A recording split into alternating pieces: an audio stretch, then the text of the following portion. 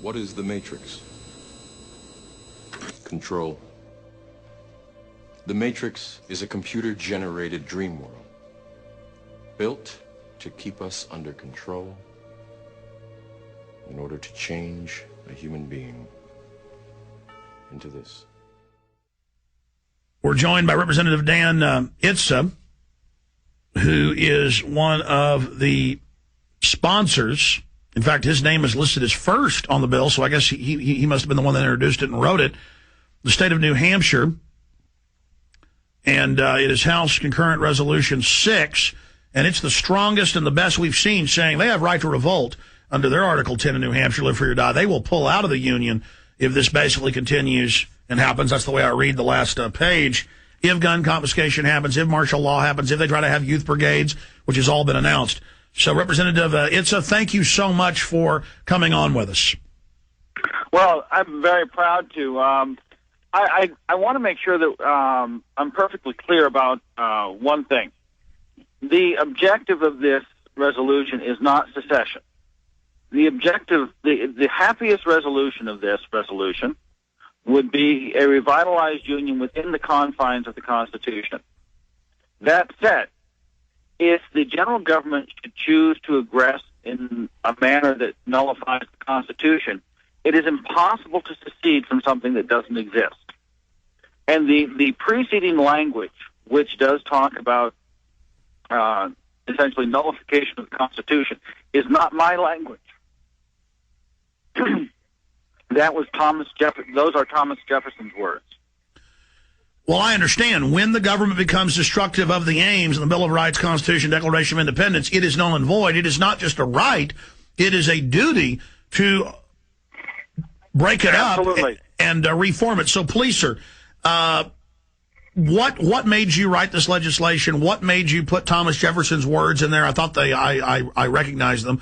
What had, and now this is really igniting a bushfire across the country, because we are seeing not just a federal takeover. Time magazine, in an article titled The New World Order last week, said a foreign global bank will control the U.S. government and everything we do in the United States. So we're trying to head off a offshore banking takeover of the United States.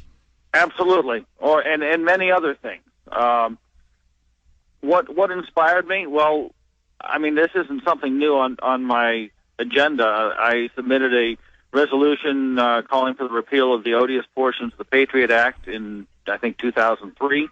I submitted a resolution last year, which was last term, declaring that anything like the North American Union would be unconstitutional.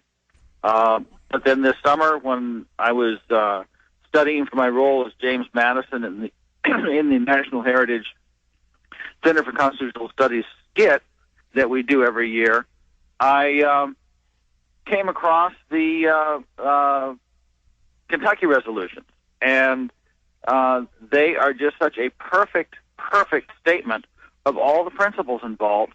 I knew that I had to take them and incorporate them into a resolution, and then give that resolution some objectives. Are you talking about the Kentucky resolution from '96 against the UN takeover of national parks? No, I'm talking about the Kentucky resolution of 1798. Yes, okay. Against the Alien and Sedition Act, which were the 18th century version of the Patriot Act. Yes, okay. Okay, so this goes right back to the foundations of our government. Jefferson wrote it and submitted it to Kentucky. He had James Madison submit it to Virginia, which Madison wouldn't have done if he didn't endorse the principles enumerated. So you've got the gentleman who drafted the Declaration of Independence and the gentleman who drafted the Constitution for the United States of America and its first 10 amendments. These are their principles. These are how they saw the relationship between the states and the general government. The general government is not the exclusive or final judge of the Constitution. The states are, representing the people.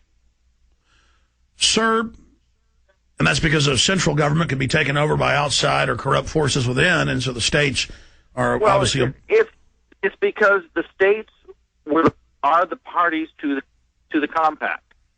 And to allow the general government to be the exclusive or final judge of its delegated powers and and those it might delegate to itself, is to make its discretion and not the Constitution the measure of its power. Representative Itse, let's go through the illegal activities, the unconstitutional activities of the federal government that is exploding right now, and then what your piece of legislation, HCR 6, is stating, and the ultimatum that the state is laying out here. Okay. I don't have it open before me, so you probably do, and you can correct me if I misstate. But the first one deals with the making of martial law or a state of emergency in any, not just ours, but any of the states, because that certainly violates the guarantee of a Republican form of government. You have to have the consent of that state's legislature to do so, as expressing the will of the people.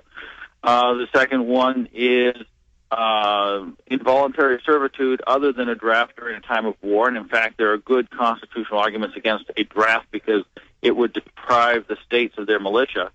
But involuntary servitude other than as a consequence of due process of law and an alternative to incarceration. Any involuntary servitude of someone under the age of 18. Any further infringements on freedom of the press, speech, religion, or any infringement on religion, any expansion of prohibitions on the types of firearms or quantity or types of ammunition that might be owned, aka HR 45. All of these things violate the fundamental maxims that are enumerated in our Constitution, either both in the Bill of Rights and in the main body itself. And they are treason, are they not? This is treason. Absolutely. And once if you're in a divorce and you're in a marriage that is rocky and cruising for divorce, you don't just show up one day, or it's not right to just show up one day and hand divorce papers. You're obligated to go to that other person and say, look, we've got problems. We need to go to counseling. If you do this again, if you hit me again, this is over. So this is that notice. It is the line in the sand saying, we've tolerated the intolerable for some time now, but you know what? We're not going to tolerate it anymore. And if you do it again, you will have crossed the line. If you're dealing with a bully, you don't draw the line behind the bully. You draw the line between yourself and the bully. So that's what this is. This is the line in the sand. Representative, stay there. I want you to repeat that when we come back as we're going into break.